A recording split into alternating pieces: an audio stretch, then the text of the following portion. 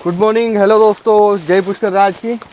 तो पुष्कर में आज मेरा सबसे एक अच्छा दिन कहने वाला हूँ मैं, क्योंकि पहली बार मेरे चैनल पे अजीत भी आए हैं। जैसे ही कैमरा ऑन होते ही आपको अजीत भी दिख गए हैं। एक बार मैं मेरी तरफ से पूरा आपका इंट्रोडक्शन दे देता हूँ। अजीत जी नांदल, जो हरियाणा से और फॉर्मर हॉकी प्लेयर रह चुके हैं। गुड मॉर्निंग भैया, कैसे हैं आप? गुड मॉर्निंग मोहित भाई, कैसे हैं आप? बस मैं बढ़िया हूँ भैया। सबसे पहले तो मैं थैंक यू कहना चाहता हूँ कि आपने एक एज ए मेरे को यूँ राइडर भी समझ के आपने इनवाइट किया कि राइड पे भी आओ और अपन ऐसा कुछ करते हैं कि राइड करते हुए ही घोड़े पे बात करेंगे। बिल्कुल बिल्कुल यार। क्योंकि जैसे यूट्यूब का जो माध्यम है ना, हम्म। वो थोड़ा अलग हो गया है भैया। हाँ, और यूट्यूबरों की जो गिनती है ना, वो भी थोड़ी ख़राब हो गई है। सही है सही है। तो क्या जैसे एक बार किसी को यूँ इनवाइट भी करते हैं कि आओ वीडियो करते हैं, तो थोड़ा सा माहौल अलग हो गया है। तो अपन उसका बिल्कुल एटमॉस्फेयर भी चेंज कर देते हैं। हाँ, बस हमारा मेन यही रहता है कि यार क्यों ना पुष्कर में आए हैं या घोड़े वाले हैं, तो क्यों ना घोड़े के ऊपर बैठ के ही बात की जाए, बिल्कुल बिल्कुल तो वो अच्छा रहे। बिल्कुल बिल्कुल। तो दादा, एक बार मैं सबसे पहले ये बता दीजिए आप कौन सी घोड़ी पे राइड कर रहे हैं और कितने घोड़े लेके आए हैं। उसके बाद अपन पूरी राइडिंग पे बात करेंगे। यार मेरी इस घोड़ी का नाम स्टेला है। ठीक है। ये मेरी फेवरेट घोड़ी है राइडिंग की। ठीक है। और मैं एक ही लेके आया हूँ, क्योंकि मैं पुष्कर में सिर्फ राइडिंग के ही घोड़े लेके आता हूँ। वो सेल के माध्यम से नहीं लेके आता। ठीक है। तो अभी बाकी घोड़ियाँ सभी प्रेग्नेंट थी और कुछ ने बच्चे दे रखे थे, तो उनको मैं लेके नहीं आया। तो यहाँ पे ग्रुप बन जाता है आप जैसे भाइयों के साथ। बिल्कुल तो बिल्कुल। मैं डेली मॉर्निंग और इवनिंग में मेरे को अच्छा लगता है लॉन्ग राइड पे यहाँ पहाड़ों में निकलना। और यही हमारी सुबह इसी से शुरू होती है और शाम इसी पे ख़त्म होती है।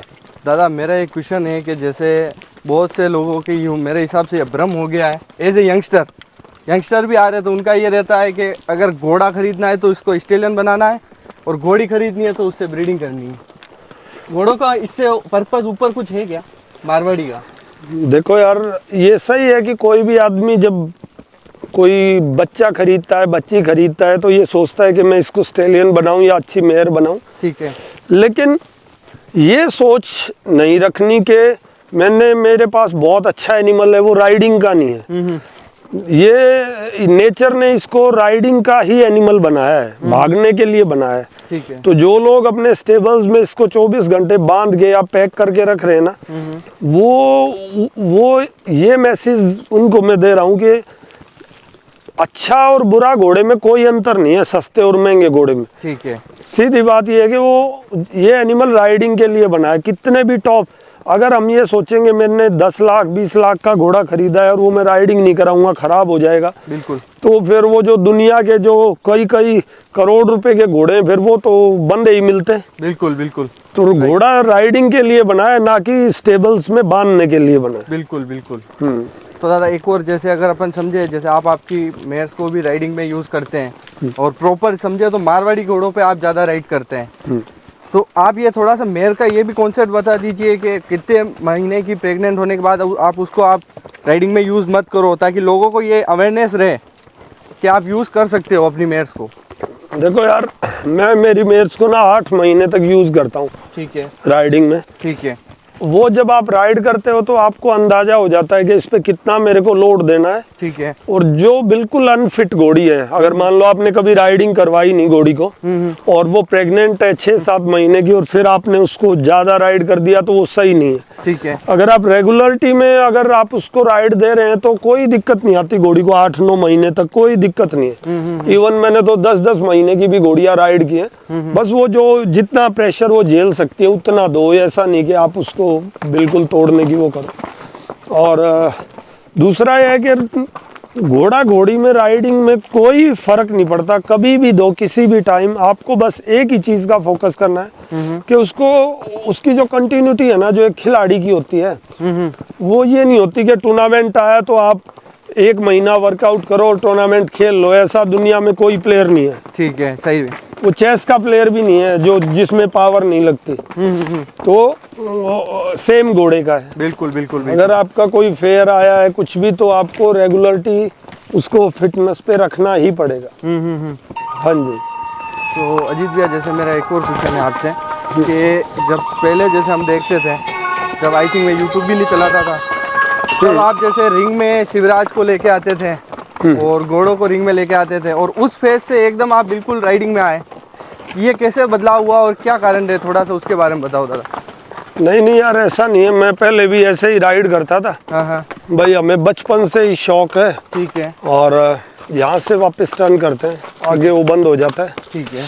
तो वो क्या रहता है कि जब आप शो में घोड़े लेके आते हैं ना, तो आपको अपने घोड़े की ना कमियों का पता चलता है। ठीक है। आप किसी टूर्नामेंट में जाते हो ना, तो आपको अपनी कमियों का पता चलता है कि मेरे में फिटनेस लेवल अच्छा नहीं है, कि मेरी स्किल अच्छी नहीं है। तो सेम जब आप शो में आते हो ना घोड़ा लेके, तो जो वहाँ पे जो जजिंग कर रहे हैं ना, वो उस घोड़े की कमियां बताते हैं आपको पता चलता है। ठीक है। तो मेरे को लगता था कि जो मेरा घोड़ा है ना, उसमें जो कमी है ना, वो फिटनेस लेवल है। ओके।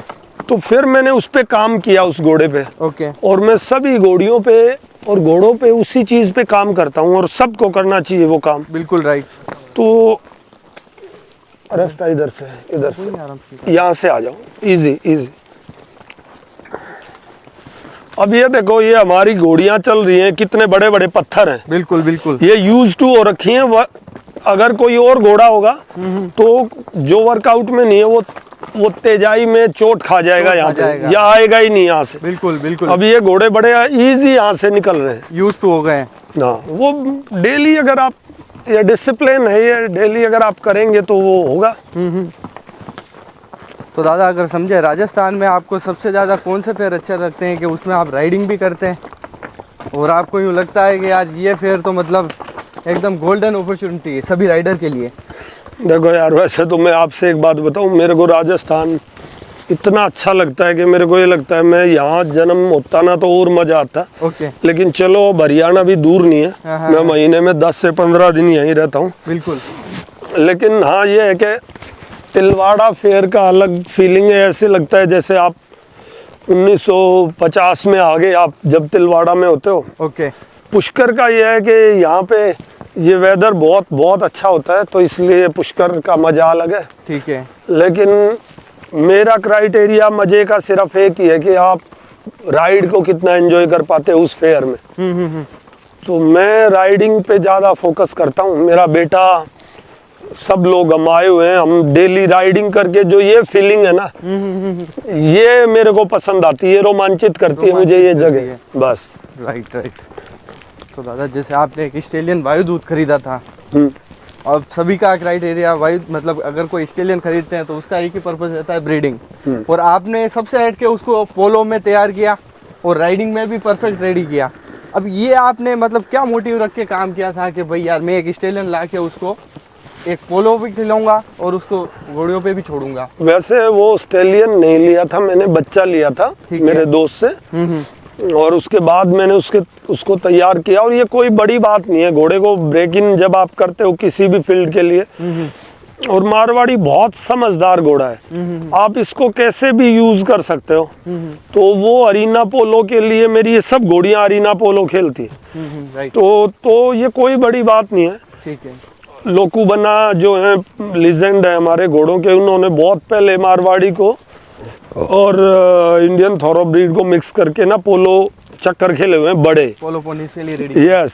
तो वो अब उन्होंने इतना बड़ा काम कर रखा है, तो हमारे लिए तो छोटी सी बात है ना इसको एक अरीना पोलो के लिए तैयार करना। बिल्कुल बिल्कुल बिल्कुल। तो और मैं आपसे बता देता हूँ कि ब्रीडिंग का कोई अलग घोड़ा नहीं होता, राइडिंग का कोई अलग घोड़ा नहीं होता, और शो का कोई अलग घोड़ा नहीं होता। ये सब एक ही है, सब एक ही है। बस सीधी बात ही है कि अब मैं आपको एक उदाहरण देता हूँ।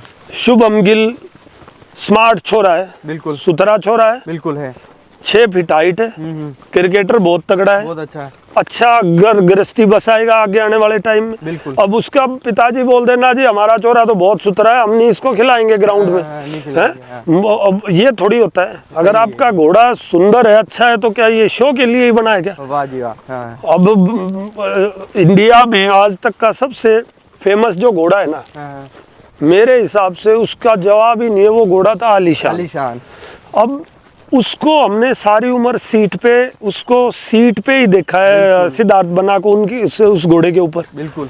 वो शो में भी वो ब्रीडिंग में भी वो, तो फिर क्या क्राइटेरिया है? बिल्कुल, बिल्कुल, ये तो जिन लोगों को नॉलेज नहीं है या वैसे ही अलग सी बातें बना के बता देते हैं कि जी हमारे पास तो ब्रीडिंग के घोड़े हैं, या इधर से ले लें कि हमारे पास शो के घोड़े हैं, हम राइडिंग नहीं करते, तो वो लोग हैं जिनसे राइडिंग होती नहीं। ठीक है। नहीं तो ये जितने भी हैं, सिद्धार्थ बना, सवाई बना, गज्जू बना, ठीक है। ये और जितने भी और लोग हैं, वो सब उनके पास सारे ना शो क्लास है, वो भी तो कर रहे हैं। बिल्कुल बिल्कुल। और इसीलिए उनके घोड़े बेटर देन औरों से। बिल्कुल अच्छे हैं घोड़े, तो एकदम perfect बिल्कुल। हैं। वो सेटल डाउन होते हैं। और आप ये सही 100% बात कह रहे हैं। मैंने आज भी लेटेस्ट में, जैसे मैं कभी भी पैलेस के घोड़े देखता हूँ ना, आज भी जैसे राज स्वरूप की अगर उसकी एज है, फिर भी वो एवरीडे सिंगल मतलब सेटल डाउन होता है, और सेटल डाउन होके सभी घोड़े वो आराम से शिकारबाड़ी में राइड के लिए निकलते हैं। तो ये फर्क तो है ही। आप ज्यादातर लोग अब क्या कहने लग गए हैं, ज्यादातर ये यूट्यूबर्स की जो नॉलेज है ना उससे, वो क्या कहने लग गए हैं कि जी प्योर मारवाड़ी घोड़ा है, इसमें तेजाई बहुत है। जब वो उछलते कूदते हैं वो घोड़े, वो तेजाई नहीं है, वो अनडिसिप्लिन है। बिल्कुल। घोड़े की मारवाड़ी की तेजाई थी, उसके ऊपर जब आप बैठे हो, अब ये घोड़ी मैं इसके ऊपर बैठा हूँ, ये तेजाई का मतलब अगर मैंने यहाँ कर दिया ना तो ये जाएगी। ठीक है, ये यहाँ से डरेगी नहीं और निकल जाएगी। ये इसके ब्लड की तेजाई ये है। ब्लड की तेजाई ये नहीं है कि मैं पकड़े खड़ा हूँ और ये दाम दाम कूद रही है, वो नहीं है। बिल्कुल बिल्कुल। तो लोगों ने उसको तो बना दिया मारवाड़ी बना और जो डिसिप्लिन हॉर्स हैं, अब ये डिसिप्लिन में चले, इनको बोल दिया नहीं जी ये तो ठंडे घोड़े हैं, ये तो नॉलेज के बगैर बड़ी प्रॉब्लम है भाई। बिल्कुल बिल्कुल।